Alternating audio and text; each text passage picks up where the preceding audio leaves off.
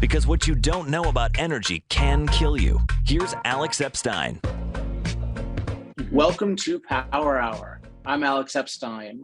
This is a special edition. You might be able to see I'm not in my normal studio. I'm in a hotel room, and it's going to be a shorter edition. We'll do some more of these soon, including I want to do one based on the responses to Fossil Future, which have been overwhelmingly positive, but there have been 3 or something negative quote reviews, which I think are not very impressive, but I would still like to address any of the claims that they make. But that is not our subject today. Our subject today, and the reason why I'm having this show, is in the past year on Twitter primarily, but also via email, I've encountered a very bright guy from Kenya named Jusper Machogu.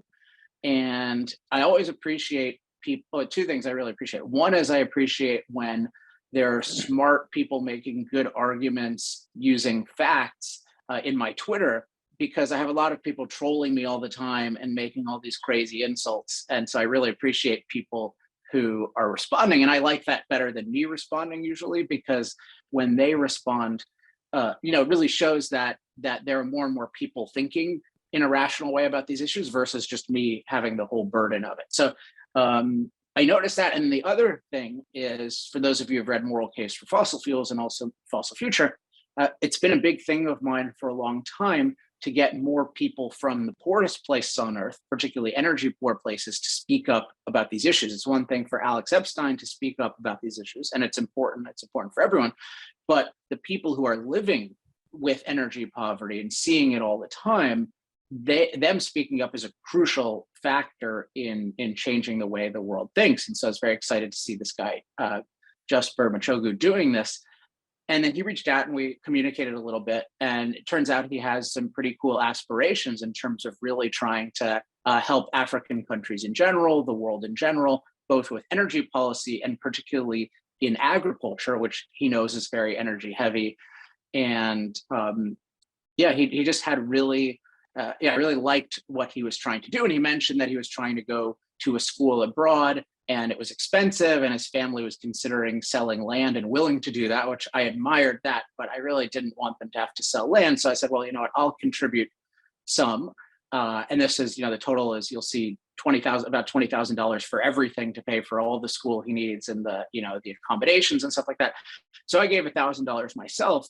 But I also thought that my audience might be interested in contributing as well. So I told Jasper, I'll bring you on the show, and you can introduce yourself to the audience, and they can get to know a little bit about how you think and what you're trying to do. So without further ado, Jusper Machogu, welcome to Power Hour. Thank you very much, Alex Epstein. I'm really happy to be here with you. It's great. Great to have you, and you've got a nice background there. Is it getting late in the day? It looks a little darker than when we started. Yeah, it is. It's getting late. Then there is a sunset directly. Yeah. Okay. Well, yeah, you look good, even though it's not the ideal lighting situation to have that. But your reception is great, which is a pretty impressive thing in the modern world, that we can talk. And you're in Kenya, and I'm in Houston, Texas, right now. So let's start off with when I encountered you, you were saying these things about energy that I was aligned with.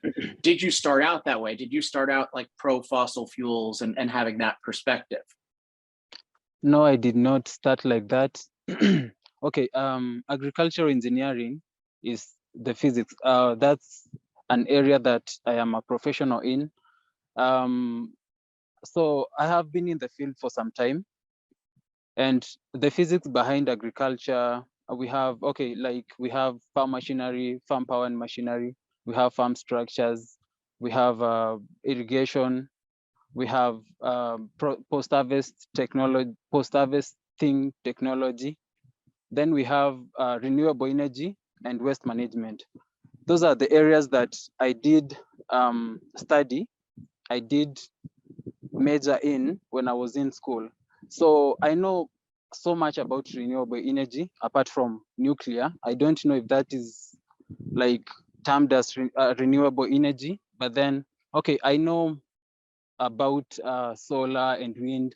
So coming out, like after me completing my school, I didn't think, and from the things that I used to hear on the TV, radio, newspapers. So I used to think the world will do better off without fossil fuels. But then okay. So my journey started, let me give a brief introduction. So my journey started from, okay, when I was in school, I used to have these cleanup meetings. I was a Greenpeace member. So we used to go out to nearby town centers, and then we will clean up the environment, mostly polythene papers. So I used to think that humans didn't deserve the earth. But then at some point, I was going through a certain town. Then I realized, okay, like what I discovered is most of the polythene was centered in the slums. So okay, after sitting down, I just started thinking about it, and then I realized there must have been a reason, because when you go to this where people live, where the rich people live, you realize that there is minimal litter, there is minimal polythene. So I started questioning that small little fact. So I came to realize most of the polythene actually that we were collecting, they were plates, the polythene plastic plates, plastic cups, plastic stuff. So thinking about it, you realize the poor, they use those things, those plastic stuff, because it's very cheap. We have plastic shoes. They cost $2 only. So it's very cheap for a commoner to get those shoes for their family.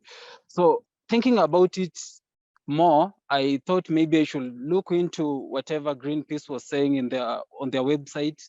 So I went through their website. Then I found out that among the co-founders, there was a guy called Patrick Moore. So I went looking further. Then I realized Patrick Moore was no longer a member of the Greenpeace. Then I was concerned, why would you found Greenpeace and then you left? So I came to realize Patrick left because Greenpeace was doing a lot of harm, more than whatever, like it was doing things that Patrick didn't agree with. So that's how my journey started, thinking about plastics in a different perspective that I hadn't seen before, made me discover you also. So going through Patrick's Twitter account, replies, his tweets and replies, I found out that I think I saw a tweet where somebody said, oh, you should check out Alex Epstein. He talks about these things. Actually, he talks about fossil fuels. So you should look into him. So that's how I found Alex Epstein. Then I came to realize, actually, after reading your the moral case for fossil fuel, I came to realize there is a lot that I didn't know about whatever was going on around me, and something that I hadn't thought about. For example, machinery. How would we replace fossil fuel for renewable energy? Like, we can't have a solar powering a combined harvester. It's impossible. So I don't know how. Okay, maybe it's the education system, because when I was in school, we weren't told the good things about fossil fuel.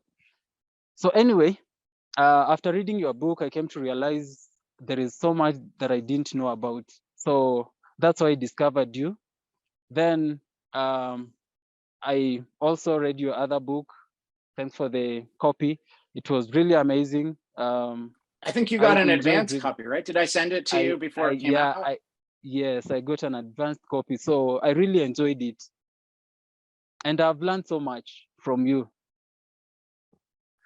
So I'm curious, one point in Fossil Futures, I talk about the knowledge system and how the mainstream knowledge system basically denies the benefits of fossil fuels and how destructive that is. And I think we're seeing that now, where we have fossil fueled agriculture is becoming so much more expensive because of these anti-fossil fuel policies. And that was very predictable, and I talked about it in the book. And yet our designated experts like Michael Mann would talk about agriculture and not mention those benefits. And so people think, oh, there's no problem with getting off fossil fuels. But we're seeing from your example, like that knowledge system is not just in the wealthy world. It's in poorer parts of the world too, where you're also not hearing about the benefits of fossil fuels. And I'm curious if you have any ideas about how to change that in Kenya and other African countries. Okay, so my thinking is in the future, in the coming years, we are going to see Africans trying to get out of poverty, and one of the ways that we are going to do it is through increasing the amount of energy that we consume today. For example, in Kenya, it's really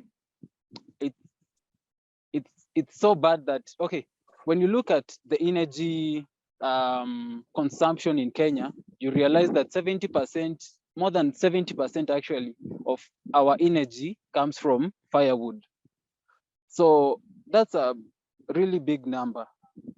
And so anyway, to answer your question, I'm thinking, you see the way China has been using a lot of fossil fuels to improve the life standards of its people.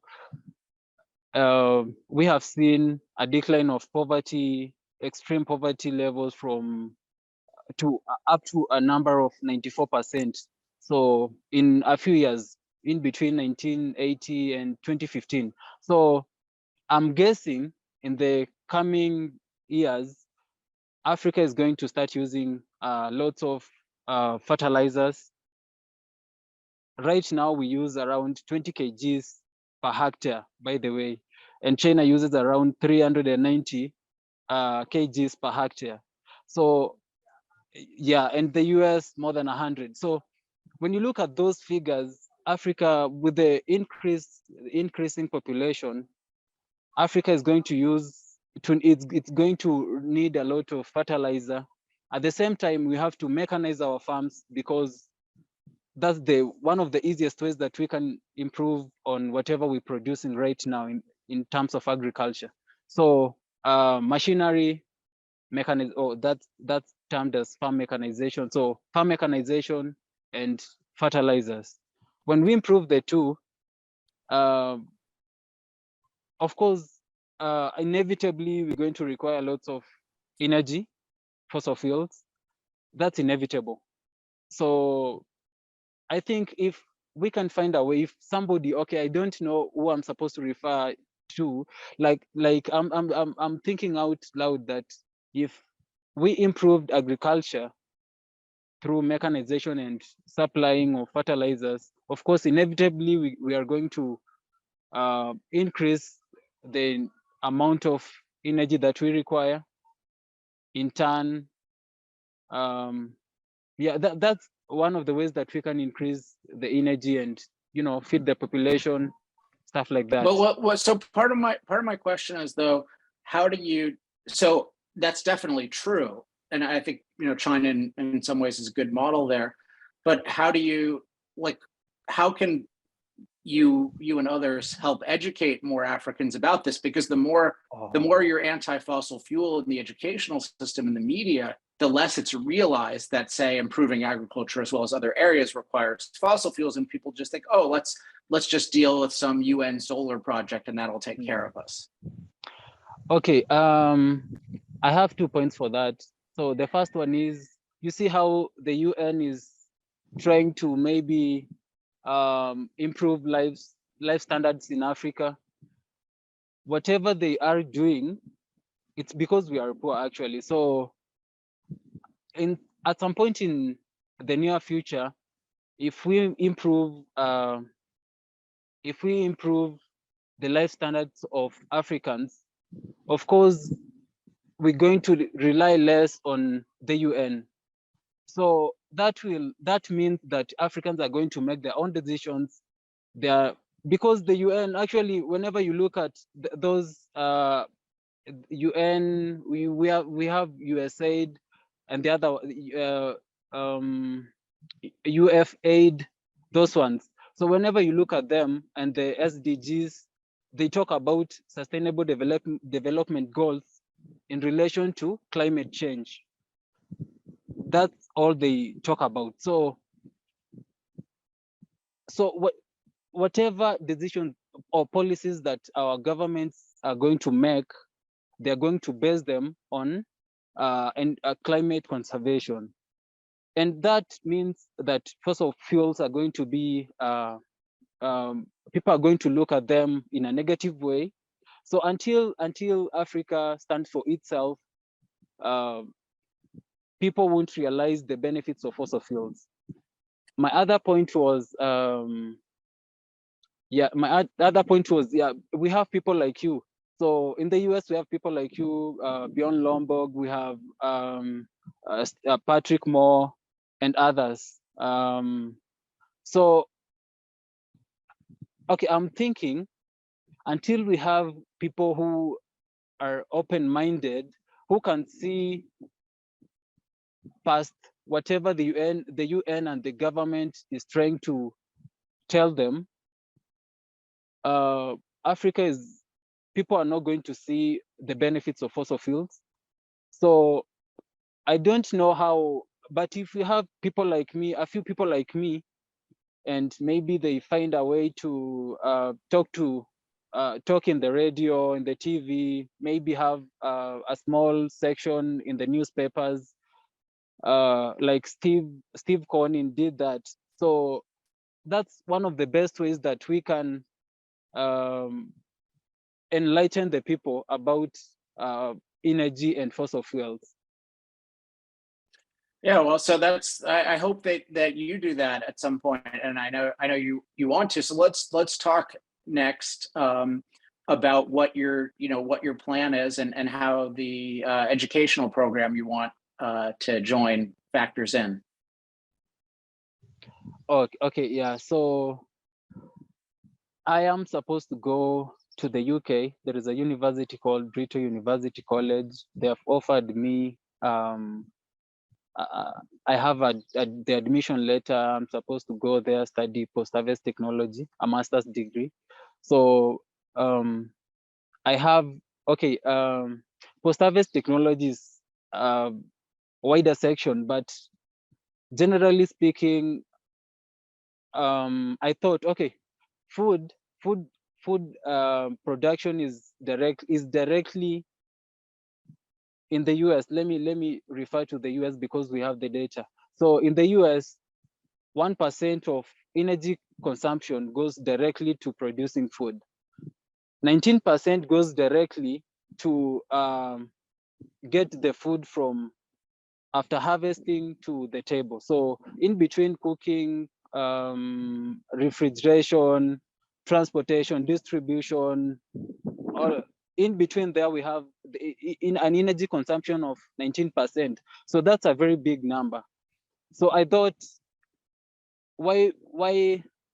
Because Africa, I know Africa is going to mechanize its agriculture. It's going to increase the fertilizer consumption. So even after we do that, food production takes only 1% of the entire energy consumption. So I thought it wise to go with the 19%,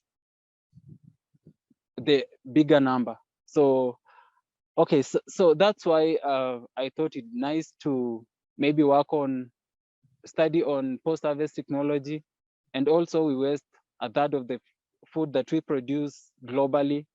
So that's why I thought I should maybe major in that. And so what do you want to do, like once you get that education, what comes next? Okay, I'm thinking of, okay, once I go to school, that's where it's going to start. I plan to write articles for maybe the school. I'll try to talk to a few people in Africa, in Kenya, maybe have a small section where I can write my articles.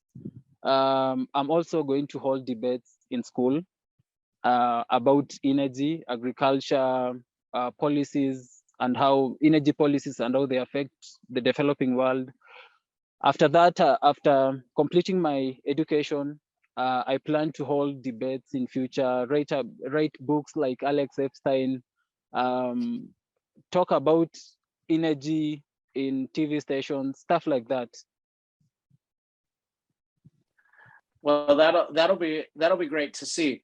So I would love to talk more. Maybe we'll talk more in the future, but unfortunately I have a bunch of speeches today, but let's make sure everyone knows where to go. Okay, so I'll include a link, but I already found this out. If you just go to gofundme.com and you search for Jusper, you're the only Jusper on it right now. So it's easy. Okay. So it's Jusper. You don't need to do his last name. You just need to, it's just like Jasper, but for those of you who are primarily English speakers, but with a U. So yeah, Jusper. So just go to gofundme.com, Jusper, and I hope that some of the viewers make a contribution. Anything else you want to say to the viewers of the show or about anything else? First, I'd like to appreciate you because it's very rare for a person like you to give me a chance to talk to you. Maybe I appreciate it. So, and the viewers, I hope you support me. It's more of an investment. Invest in me. I won't disappoint you. And thank you very much. I like the confidence, and what I'll just say is that it's not that common that somebody thinks in the way that you were thinking. So in terms of, really reflecting on, well, what's the situation with plastic, and is Greenpeace making sense? And then look at the founders of Greenpeace, and then look at Patrick Moore, and then look at the replies. I mean, I think I'm the kind of person to do this kind of thing, but I always like it when people go on an independent journey. And one of the things that's necessary is for those of us who have this really strong independence to then, when we discover things, to share it with others, because not everyone is going to go through that journey. If they had, if they were willing, if everyone was willing to do that, then we would already have a much better thinking world. But it's great for people to do that and then to want to share their views with the world. So I'm grateful for you doing that long before I knew you or this was a possibility. So yeah, thanks for what you're doing, and we'll help you out as much as we can. So thanks a lot, Jasper. So yeah, thanks everyone for watching / listening. Again, you can go to this GoFundMe at gofundme.com and then just search for Jasper. Lots to talk about, but main thing is besides contributing to his cause, make sure to keep supporting Fossil Future. It's selling really well, but keep getting it to influential people, keep getting it to people you know. Easiest way is fossilfuture.com. All right, that's it this time. Again, we'll have some more Power Hours soon. But until then, I'm Alex Epstein, and this has been Power Hour. Power Hour. Life, liberty, and the pursuit of energy. Power Hour. The antidote to shallow thinking about energy issues.